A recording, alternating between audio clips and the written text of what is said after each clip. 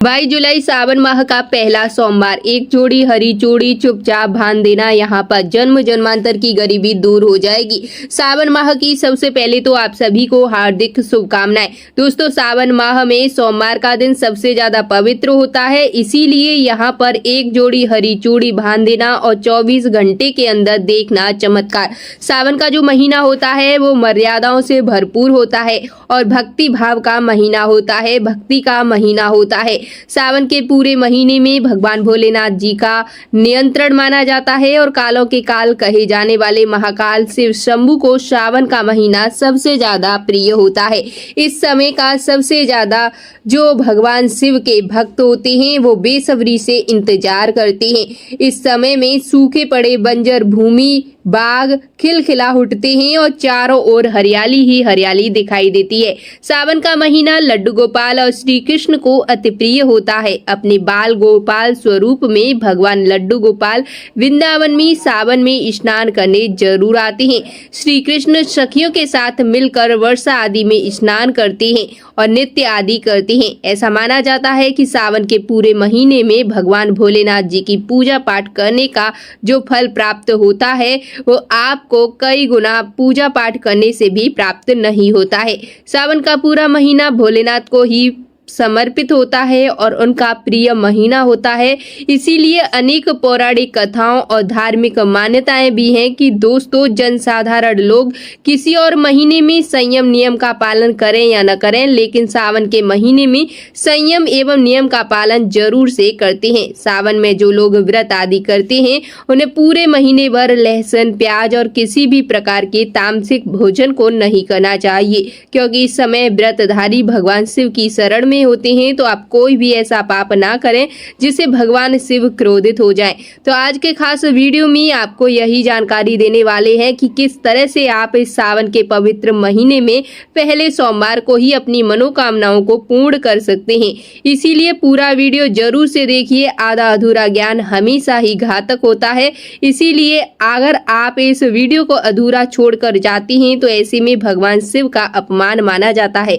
इसीलिए सावन के शुभ अवसर पर वीडियो को अंत तक देखें और कमेंट बॉक्स में जो भी भक्त अपना नाम, अपनी राशि लिखेगा उसे राशि अनुसार उपाय बता दिया जाएगा। इसीलिए अपना नाम और राशि जरूर से कमेंट में डाल दें, हम आपको कमेंट के रिप्लाई में जरूर बताएंगे। सावन के महीने की विशेष महत्व कुछ इस प्रकार से है कि सावन में समुद्र मंथन हुआ था। सावन के महीने में माता लक्ष्मी उत्पन्न हुई थी और माता लक्ष्मी को धन की देवी का दर्जा सावन के महीने में ही प्राप्त हुआ था। सावन के महीने में ही भगवान भोलेनाथ भूलोक पर आते हैं और भूलोक पर जिनके घर पर यथावत शिवलिंग रखा हुआ होता है तो उनके घर में भगवान आशा के रूप में जरूर आते हैं। तो दोस्तों, इस माह में भगवान विष्णु योग निद्रा में चले जाते हैं, तो सृष्टि का जो भार होता है वो होता है भगवान भोलेनाथ के हाथों में, वही इसको संभालते हैं। तो आज के जो वीडियो है, आज इस वीडियो का जो सुंदर सा विषय है वो है इस वृक्ष पर बांध देना 2 जोड़ी हरी चूड़ी, आपकी इच्छा होगी शीघ्र ही पूरी। इस वृक्ष पर सावन के महीने में भगवान भोलेनाथ का वास होता है, इसीलिए इस महीने में इस वृक्ष पर हरी चूड़ी बांधने की परंपरा वर्षों से चली आ रही है। आपकी मनोकामना शीघ्र ही पूर्ण होंगी और आपके आने वाला जो समय होता है वो बहुत ही कुशल पूर्वक गुजरता है। जीवन में चल रही जो भी परेशानियां होती हैं वो तत्काल ही समाप्त हो जाती हैं। चूड़ी जो होती है वो बहुत ही ज्यादा शुभ मानी जाती है और सभी समुदाय के लोग, चाहे हिंदू, मुस्लिम, सिख, ईसाई कोई भी क्यों ना हो, सभी अपने हाथों में चूड़ियां जरूर से धारण करती हैं। यानी जो महिलाएं होती हैं वो जरूर से चूड़ियां पहनती हैं। तो कोई कड़ा पहनता है, तो कोई चूड़ी पहनता है, तो कोई इसे बैंगल्स नाम से भी जानता है। इसीलिए चूड़ी का महत्व सर्वाधिक प्रिय होता है। देवी देवताओं को सबसे ज्यादा खुश करने के लिए चूड़ियां को सर्वश्रेष्ठ माना जाता है। माता रानी जो होती हैं, महिलाएं चूड़ी पहन करके अगर भगवान भोलेनाथ की सच्चे दिल से पूजा पाठ करती हैं, यानी कि सावन माह में हरे रंग की चूड़ी पहनकर पूजा पाठ करती हैं, उनको भोलेनाथ की कृपा जरूर से मिलती है और भोलेनाथ ऐसी महिलाओं से बहुत ही ज्यादा प्रसन्न होते हैं। तो सबसे पहले एक लाइक भगवान भोलेनाथ के लिए जरूर से कर दीजिए और अभी तक वीडियो को लाइक करके चैनल को सब्सक्राइब नहीं किया तो जल्दी से चैनल को सब्सक्राइब जरूर कर लें। दोस्तों, हम आज जिस वृक्ष के बारे में बताने जा रहे हैं। इस वृक्ष का जो जिक्र है वो शास्त्रों में भी है। कहा जाता है कि मनुष्य जाति के जन्म कल्याण के लिए स्वयं भोलेनाथ एवं माता पार्वती वृक्ष के रूप में भूलोक पर अवतरित हुए थे। तो चलिए मैं बता देती हूँ कि कौन सा है वह वृक्ष जिस पर आपको यह हरी चूड़ी का जोड़ा बांध देना है, जो कि आपके जीवन में आनंद ही आनंद कर देगा। हरा रंग जो होता है वो प्रकृति का स्वरूप होता है, इसीलिए हरे रंग का प्रयोग आपको करना है। माता पार्वती भी प्रकृति हैं और भोलेनाथ को पुरुष माना जाता है। तो हरे रंग का उदाहरण कुछ इस प्रकार से है, जैसे सावन में भगवान शिव जी को चढ़ाए जाने वाले बेलपत्र हरे रंग के होते हैं, धतूरा हरे रंग का होता है, भांग और हरी दुर्वा ये हरे रंग की होती हैं। दोस्तों, प्रकृति निर्माण करने वाले भगवान भोलेनाथ हरे रंग से अतिशीघ्र ही प्रसन्न होते हैं और सावन में जो महिलाएं हरे रंग की चूड़ी पहनती हैं, हरे वस्त्र धारण करती हैं, उन्हें अखंड सौभाग्य की प्राप्ति होती है। दोस्तों, इसीलिए कहा जाता है कि जितनी भी माताएं बहनें हैं उन्हें पूरे सावन के महीने में हरे रंग की चूड़ी जरूर पहननी चाहिए और हरे वस्त्र जरूर से धारण करने चाहिए। सावन के महीने में जो माताएं बहनें भगवान भोलेनाथ की पूजा करती हैं, शिव पूजा करती हैं, ऐसी माता बहनों को हरे रंग के वस्त्र धारण करने चाहिए और भूलकर भी सावन के महीने में नीले और काले वस्त्र किसी भी महिला को कदापि नहीं पहनने चाहिए। ऐसा माना जाता है कि इस रंग के कपड़े पहनने से महिला के पति पर कष्ट आते हैं और उनके पति की जो आयु होती है वो कम हो जाती है। दोस्तों, इस वृक्ष पर किसी भी सावन सोमवार के दिन या सावन में किसी भी समय जरूर से हरी चूड़ी का जो जोड़ा होता है वो बांध देने से दुर्भाग्य सौभाग्य में बदल जाता है। कैसा भी आपके ऊपर परेशानी हो, गरीबी हो, कष्ट हो, कर्ज हो, तकलीफ हो, जीवन में जो परेशानी हो वो सारी समस्याएं समाप्त हो जाती हैं। केवल एक ही सोमवार के दिन अगर आप ये उपाय करते हैं तो आपको इसका जो चमत्कार है वो देखने को प्राप्त होता है। हरी चूड़ी इस वृक्ष पर बांधते हैं तो आपके जन्म जन्मांतर की गरीबी मिट जाती है और शीघ्र ही आप आपके भाग्य को बदल लेते हैं। एक ही सोमवार करके देखिए, आपकी मनोकामना पूर्ण होकर रहेगी।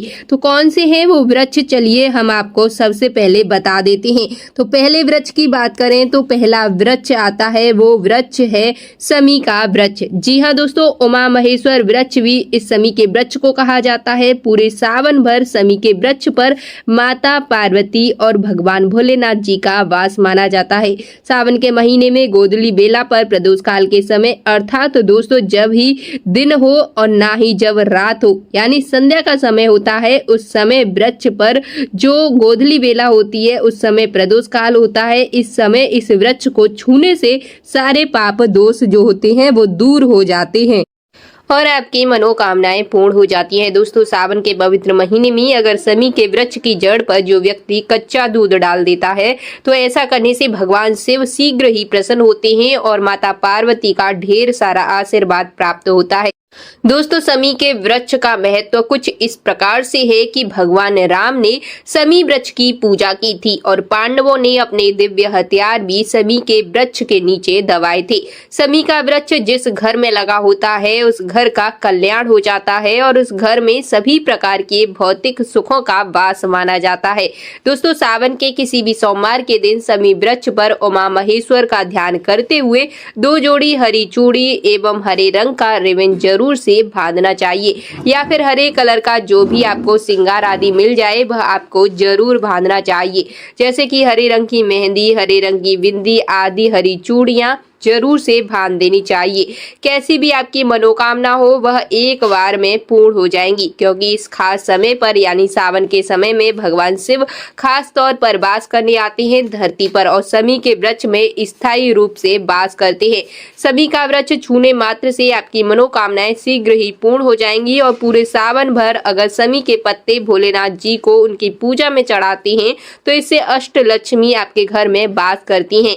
आपके घर में कैसी भी गरीबी हो, दरिद्रता हो, दुख हो, परेशानी हो, गरीबी हो, बीमारी क्यों न हो, सब कुछ समाप्त हो जाता है और पूर्ण रूप से आपके घर में भौतिक सुख निवास करने लगते हैं। दोस्तों, दूसरा वृक्ष की बात करें तो दूसरा वृक्ष होता है धतूरे का वृक्ष। धतूरे का वृक्ष भगवान भोलेनाथ के उग्र रूप काल भैरव के अंश में उत्पन्न हुआ। ऐसी मान्यता है कि शिवलिंग पर धतूरे के पत्ते या पुष्प फल चढ़ाने से राहु केतु शनि के को प्रभाव समाप्त होते हैं और धतूरे के वृक्ष पर सावन के किसी भी सोमवार के दिन अगर 2 जोड़ी हरी चूड़ी बांधे तो शत्रुओं से छुटकारा मिलता है एवं शत्रुओं का सर्वनाश होता है। दोस्तों सावन सोमवार के दिन धतूरे का वृक्ष छूने मात्र से भगवान शिव आपके घर में दौड़े चले आएंगे। दोस्तों अगर सावन के किसी भी शनिवार के दिन धतूरे के वृक्ष पर बाबा काल भैरव का ध्यान करते हुए हरी चूड़ी बांधी जाती है तो घर में भूत प्रेत बाधाएं सब प्रकार की नष्ट हो जाती हैं। और वे छोटे से धतूरे की जड़ अगर आप किसी भी कोने में छुपा कर रख देते हैं तो घर में जमीन में गाड़ दी जाती है तो कभी भी जीवन पर्यंत भूत प्रेत इत्यादि का वास घर में नहीं रहता। घर से सारी बाधाएं तंत्र क्रियाएं सब दूर होती हैं और शिव जी का वास आपके घर में रहता है। अब बात करते हैं तीसरे वृक्ष के बारे में जो कि भगवान शिव का सबसे ज्यादा प्रिय वृक्ष है, जिसका नाम शायद आप सभी को पता होगा, फिर भी हम आपकी जानकारी के लिए बता देते हैं कि इस वृक्ष का नाम है बेलपत्र का वृक्ष। जी हाँ, सावन का महीना आए और बेलपत्र का प्रयोग ना हो ऐसा तो मुमकिन हो ही नहीं सकता। चाहे व्रत करे या ना करे परंतु भक्त बेलपत्र महादेव को जरूर से समर्पित करते हैं। बिना बेलपत्र चढ़ाए शिवलिंग पर जल चढ़ाना व्यर्थ हो जाता है। इसीलिए जब भी आप भगवान शिव पर बेलपत्र चढ़ाएं तो आपको गिनती से बेलपत्र चढ़ानी चाहिए, या तो 5, 3 इन तरह की संख्याओं का प्रयोग करते हुए अगर आप बेलपत्र चढ़ाते हैं तो ये अति उत्तम होता है और भगवान भोलेनाथ प्रसन्न होते हैं। साथ ही आपको भगवान भोलेनाथ को खुश करने के लिए बेलपत्र पर भगवान श्री राम का नाम लिख करके भगवान शिव को चढ़ानी चाहिए। ऐसा करने से आपकी मनोकामनाएं जो है पूर्ण होती हैं और कई तीर्थों का लाभ आपको प्राप्त होता है। सावन में इस वृक्ष को छूना बहुत ही जरूरी होता है। और क्यों छूना इसे जरूरी होता है चलिए मैं आप सभी को बता देती हूँ। देखिए, सावन में बेल वृक्ष की महिमा का उल्लेख नहीं किया जा सकता क्योंकि कई बार कई कथाओं में इस बारे में जिक्र भी मिलता है। ये जो बेल का वृक्ष होता है माता पार्वती के स्वरूप कहा जाता है, तो ये वृक्ष माता पार्वती के पसीने से उत्पन्न हुआ। स्कंद पुराण में बहुत ही स्पष्ट तरीके से बताया गया है कि इसके पत्ते में शिव और डाली में पार्वती, जड़ में ब्रह्मा एवं तने में विष्णु जी स्वयं रहते हैं। संध्या काल में ऐसा माना जाता है कि शिव मंदिर के समीप में जो बेल के वृक्ष है इसके नीचे में अगर कोई भी व्यक्ति सावन में शाम के समय, वैसे तो रोजाना आपको ये कार्य करना चाहिए, लेकिन सावन में सोमवार के दिन शाम के समय कोई व्यक्ति भगवान शिव जी के मंदिर में जाता है या उसके किनारे लगे कोई बेल वृक्ष होते हैं वहां पर जाकर के घी का दीपक जला देता है तो ये अति उत्तम कहा जाता है। वैसे तो अगर आप घी का दीपक जलाते हैं तो आपके घर में धन की जो है कमी कभी नहीं रहती है और भगवान भोलेनाथ के आशीर्वाद से माँ लक्ष्मी आपके घर में हमेशा निवास करती हैं और इस वृक्ष को छूने से आपके जो पाप होते हैं वो तत्काल ही नष्ट हो जाते हैं।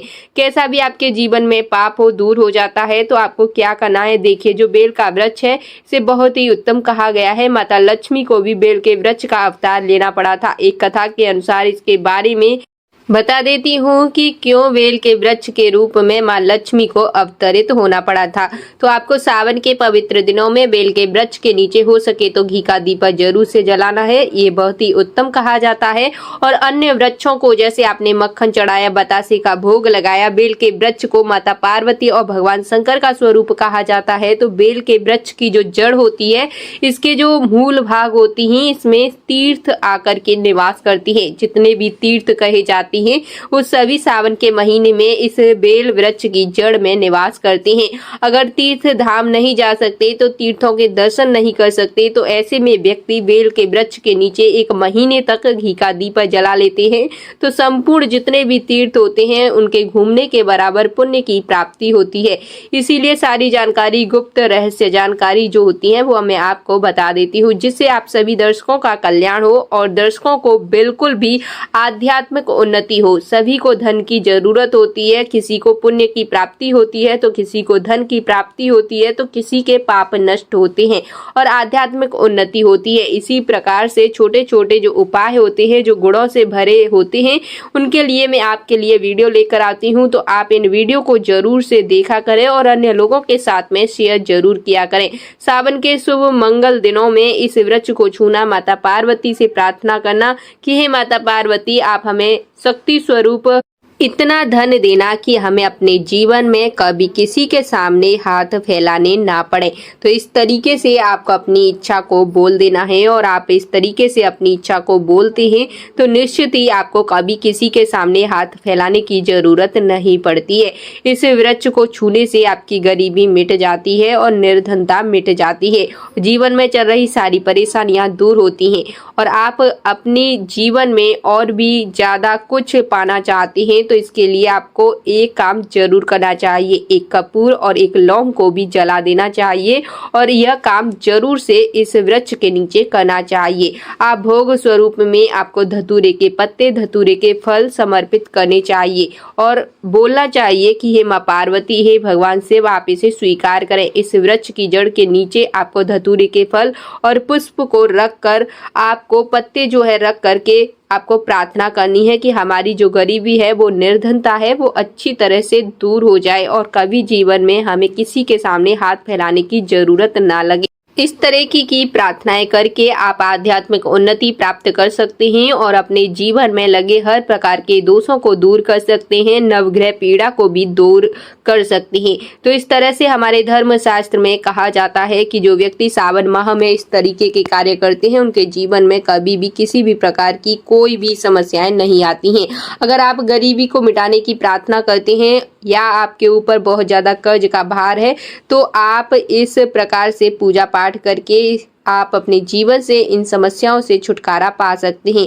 आपका जीवन जो है बिल्कुल ही बदल जाता है। तो इस तरीके से सावन के पहले सोमवार को करें या आखिरी को करें या बीच में किसी भी सोमवार को कर सकते हैं या लगातार ही कोई से भी सोमवार आप ये उपाय कर सकते हैं। उम्मीद है कि आपको अच्छे से उपाय समझ आया होगा और अगर आपको उपाय समझ आए तो वीडियो को लाइक करके चैनल को सब्सक्राइब जरूर करें और कमेंट बॉक्स में लिख दें हर हर महादेव। जय माता दी। दोस्तों मिलते हैं आपसे नेक्स्ट वीडियो।